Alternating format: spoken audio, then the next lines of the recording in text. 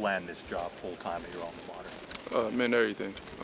Obviously, playing here, GAing here, and then getting the opportunity to coach these guys. I mean, these guys are phenomenal. I love these guys, so it meant everything. These guys been great. They fight every day. They play hard. So them guys make this job even better than you can ever imagine. So having those guys in the front four and everybody that's contributing, I love it.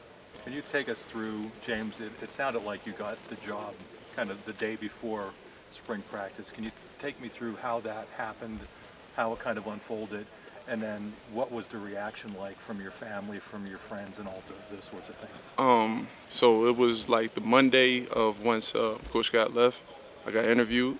I think I did a good job, obviously, and then throughout the 2 weeks, they was doing other interviews and trying to see who they wanted to hire. And then the day before spring, like you said, the day before spring ball, he told me I got it. And then that's 2 hours later, you see the video with the kids going crazy. What was the Your second? family and your friends, Oh, especially former players, I have to imagine people were going crazy. Oh yeah. My mother called me, damn near crying.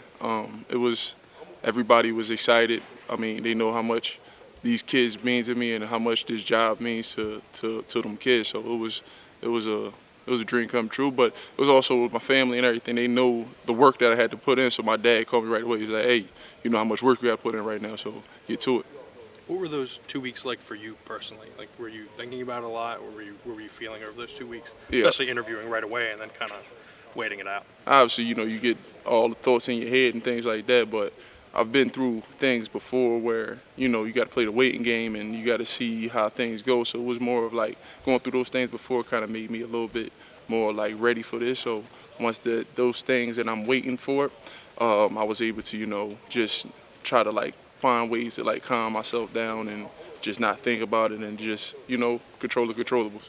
You remember the moment that you were told that you got it? How did you react? What was that moment like? I was like, oh, it was like, wow. Like it was like a wow moment. So, I mean, it's incredible. Hey, Deion, please correct me if I'm wrong. I believe that you worked with Terry Smith on recruiting.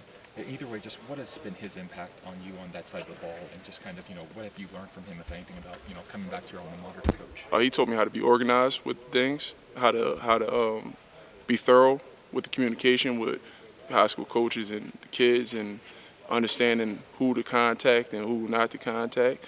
He taught me how to basically order things, and the organization was the biggest part. I mean, the organization that Coach Terry, because he got a whole spreadsheet of guys in the area, and he told me how to area recruit. He told me how to position recruit. I mean, he's been a huge impact on me because he had the Philly area, so it was like if I had a lead on a guy and I knew a guy, then it was like, all right, you got it. And if I didn't, I played the backhand. He just told me how to just, maneuver my way through the recruit.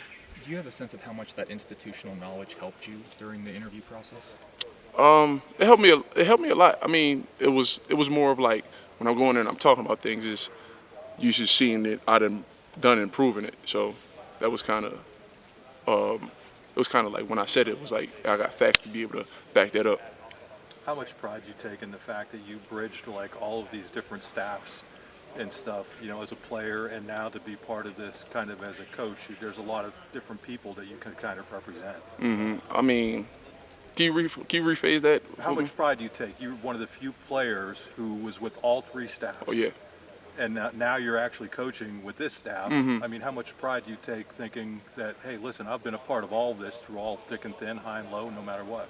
I mean, as an alum, it's like you didn't see what we went through, especially during the little dark time. So it's a lot of passion. It's a lot of passion. And the reason why I'm doing everything, I want to make sure we get as many great players that we can here. I want to make sure I'm coaching the guys the best that they can be, because ultimately I play here, like I said, and then I'm coaching here now. So I want to see Penn State be on top. Whatever our top is, I want to make sure we at that, and it's going to be passion behind that, because obviously I play here, I got my friends here, and then you want to make sure your team that you done played for is the best team they possibly can be. What's been the biggest change for you since taking over the room? The room has always been good, like with me and Coach Scott when we was here.